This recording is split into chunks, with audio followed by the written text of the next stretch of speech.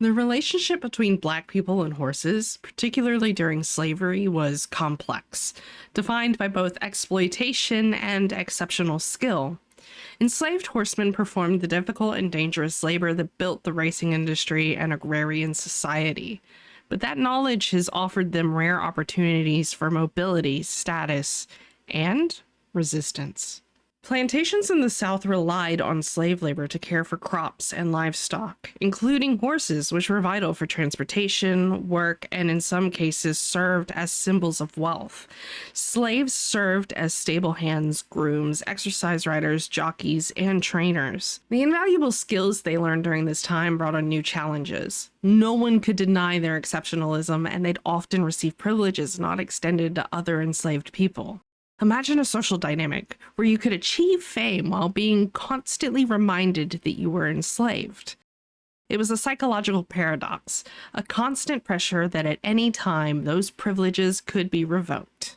Notices for escaped slaves in the 19th century frequently describe them fleeing plantations on stolen horses. For people treated as property, seizing a horse was an act of necessity and resistance. These horses offered them speed and mobility. Riding to freedom shattered the illusion of a slave owner's control. The racetrack isn't the only place where Black people honed new skills. The cattle industry also utilized and exploited labor from slaves. After emancipation, horse racing was dominated by Black horsemen. Black jockeys won 15 of the first 28 Kentucky Derbies in this time, including the Kentucky Derby's inaugural race in 1875. As these people found success gaining wealth and fame, racism intensified. A combination of Jim Crow laws, violence from white competition, and institutional segregation pushed Black people out of the sport. By the early 20th century, Black jockeys had virtually disappeared from high-profile races. Meanwhile, freedmen were making up a significant population of cowboys in the West. Estimates range that anywhere from 25 to 30% of all cowboys were Black in the late 19th century.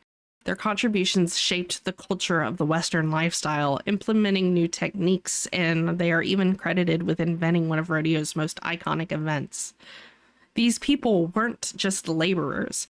They were instrumental in fabricating a lifestyle so many of us know and love. Unfortunately, they found themselves succumbing to the same fate as their fellow horsemen on the tracks. Segregation pushed them out of the very industries they had helped build. Join me as we take a journey through time to learn about some of these incredible horsemen and women. Born into slavery under Captain George Burbridge on his farm in Scott County, Kentucky, Harry Lewis would become one of the most famous trainers of his time. Earning his freedom by the 1850s, Lewis went on to train greats such as Lexington and Richard Singleton, helping shape the foundation of American thoroughbred racing.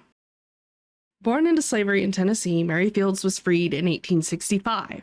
She worked a string of jobs across the country before, at the age of 65, becoming the first African-American woman employed by the United States Postal Service. Known for carrying a .38 Smith & Wesson hidden beneath her apron, Fields earned the nickname Stagecoach Mary for her grit, reliability, and fearless presence on the Montana frontier. Born enslaved in Mississippi, Bose Eichard became a legendary cowboy and trail driver after emancipation. He rode with famed cattleman Charles Goodnight on the Goodnight-loving trail, helping move herds across dangerous terrain. Goodnight himself praised Eichard's loyalty and skill, even commissioning a granite marker at Eichard's grave that still stands today. Deadwood Dick became a folk hero through dime novels and his own autobiography. Freed at the end of the Civil War, the young Nate Love headed west, finding work as a ranch hand and cowboy. His skill with livestock and roping earned him widespread respect. In 1876, after winning multiple roping and shooting contests in Deadwood, South Dakota, he was given the name Deadwood Dick, a name that stuck for life. At just 19 years old, Oliver Lewis boards Aristides in the very first Kentucky Derby in 1875. Tasked with pushing the pace so a stablemate could win, Lewis instead carried Aristides to victory, beating the field by 2 lengths. That inaugural triumph set the tone for black jockey dominance in racing's early years. Born enslaved in Missouri, Tom Bass was the son of a slave mother and the plantation owner's son. Surrounded by horses from childhood, he grew into one of the most celebrated horse trainers in America. Known for his philosophy of gentle and humane training, Bass attracted clients like Buffalo Bill, Will Rogers, and even President Teddy Roosevelt. Famous guests who were known to visit his farm were among P.T. Barnum and President McKinley. He co-founded the American Royal Horse Show, trained both saddlebreds and high school dressage movements, and invented the Bass bit, a humane curb bit design still in use today. One of the greatest jockeys in history, Isaac Murphy won 3 Kentucky Derbies and countless other major races. His win rate, estimated at nearly 44%, remains unmatched. Born in Kentucky, Murphy rose from stable boy to national fame, admired for his technical brilliance in the saddle. He became the first jockey inducted into the National Museum of Racing's Hall of Fame.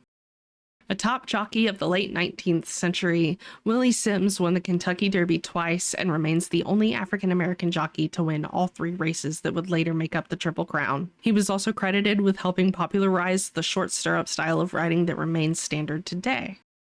Born in Texas to formerly enslaved parents, Bill Pickett became one of the most famous cowboys of his time. He's credited with inventing the rodeo event of bulldogging, or steer wrestling, after developing a daring technique of grabbing cattle by the horns and biting their lip to subdue them. Pickett toured with the Miller Brothers 101 Ranch Wild West show, performing across the United States, Canada, and even England, where he amazed audiences with his fearless stunts. Though he faced discrimination and was often billed as Mexican or Native American to get past racial restrictions, his name became legend. Today, he's honored in the Pro Rodeo Hall of Fame as a pioneer of rodeo culture. Breaking barriers in the mid-20th century, Sylvia Rideout Bishop became the first licensed Black female thoroughbred trainer in the United States. Based in West Virginia, she trained winners at Charlestown Racetrack and paved the way for women and people of color in the racing industry.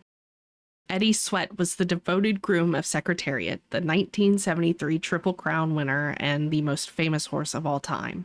Though often overlooked by the media, those closest to Secretariat credited Sweat's care and horsemanship as essential to the champion's success. He became a symbol of the countless skilled Black horsemen whose labor defined racing history but rarely received the recognition. Known as the Cowboy King, Cleo Hearn was one of the first African-American rodeo competitors to earn a PRCA card. He competed in calf roping, steer wrestling, winning championships across the country. In 1971, he founded the Cowboys of Color Rodeo, a circuit dedicated to celebrating and preserving the contributions of minority cowboys. In 1982, Charlie Sampson made history as the first African-American cowboy to win a world championship in professional rodeo, taking the bull riding crown. Despite numerous injuries over his career, he became a legend in the sport and was inducted into the Pro Rodeo Hall of Fame in 1996. A leading jockey on the East Coast, Kendrick Carmouche has won more than 3,000 races. In 2020, he became the first Black jockey in nearly a century to win a Grade 1 stakes at Aqueduct Racetrack aboard True Timber in the Cigar Mile. He continues to advocate for diversity in the sport. While the past is filled with trailblazers whose names shaped equestrian history, today a new generation of Black riders is continuing that legacy. These up-and-coming stars are breaking barriers, inspiring their communities, and proving that the future of the sport is brighter and more diverse than ever. Let's meet a few of these riders to keep an eye on. Zoie Brogdon is a rising star in the equestrian world, known for her competitive spirit and dedication to the sport. As a member of the Compton Junior Equestrians, she has honed her skills in show jumping and is passionate about making equestrian sports more accessible to underrepresented communities. Zoie has been featured in prominent media outlets such as Sports Illustrated and GoPro, where her story has inspired many young riders. Through her involvement with the Compton Junior Equestrians, she continues to break barriers and pave the way for future generations of Black equestrians. Raised in Philadelphia through the Work to Ride program, Kareem Rosser rose to become the captain of the first all-Black team to win a national polo championship. He later wrote a memoir called Crossing the Line, chronicling his journey from the streets of Philly to international polo success. Today, he is a leading voice in making polo more accessible to underrepresented communities. Sydney Steverson is an American inventor and content creator known for her candid and humorous insights into the equestrian world. She re-entered competitive eventing in 2019 and has since been actively competing in recognized horse trials. Competing primarily on her gelding Superman, Steverson has participated in various events. Her performances have showcased her dedication and growth in the sport. Beyond her competitive endeavors, Steverson was a finalist in the Eventing Nation Blogger Contest, where she shares her experiences and perspectives on eventing, offering both humor and insight into the challenges and joys of the sport. For too long, Black Americans and their influence on American equestrian culture were erased, not just in history books, but on screen as well. And that's all starting to change. Modern media is finally acknowledging their presence with films like Harder They Fall, Surrounded, The Hateful Eight, and Unholy Trinity, bringing Black cowboys and outlaws to the forefront. Even movies like Sinners, though not strictly a Western, highlight Black experiences in a powerful way that resonate with the same frontier grit and resilience. These stories are giving long overdue recognition, celebrating the skill, courage, and legacy of Black riders and cowboys in both history and imagination. From the fields of the South to the tracks of Kentucky, from the wide-open ranges of the West to today's arenas and show rings, Black horsemen and women have shaped every stride of America's equestrian story. Their skill, resilience, and courage have left an indelible mark, often overlooked, but never wholly forgotten. And today, as riders like Zoie Brogdon and Sydney Steverson rise, their legacy carries forward, inspiring a new generation to take the reins, break barriers, and redefine what's possible. These stories remind us, history isn't just about the past. It lives in every ride, every jump, and every dream that pushes beyond the limits. So whether you're a rider, a fan, or simply a lover of these incredible animals and the people who dedicate their lives to them, remember their names, honor their contributions, and keep their spirit alive. Because the story of Black equestrians is far from finished. It's still galloping forward, and you just might witness the next chapter. Keep your horses balanced, your hands light, and your perspectives open. Until next time.